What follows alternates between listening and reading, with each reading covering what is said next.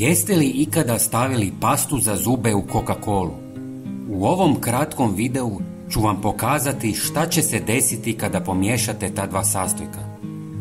Prvo što će vam trebati je Coca-Cola i najobičnija pasta za zube koju koristite svaki dan. Sada u malu posudu dodajte oko 3 decilitara kole i oko 5 cm paste za zube.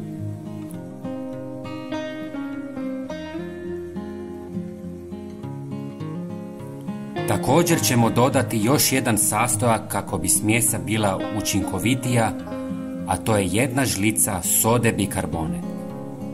Sve dobro miješajte par minuta dok ne dobijete kompaktnu smjesu. Zatim napunite prskalicu.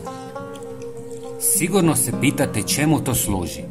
Sada ću vam pokazati, ali prije toga ako ste prvi puta na našem kanalu svakako se pretplatite.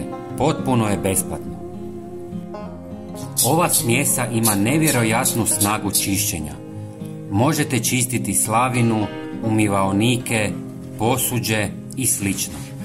Samo malo pošpricajte površinu ovom otopinom, pričekajte par sekundi i isperite vodom.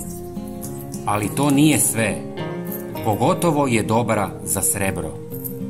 Stavite srebro u ovu otopinu, ostavite par minuta i isperite vodom. Rezultati su fantastični. Sve sjaji kao nikad prije.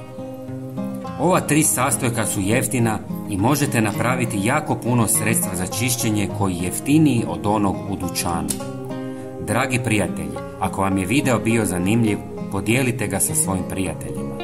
Hvala vam puno. Pozdrav!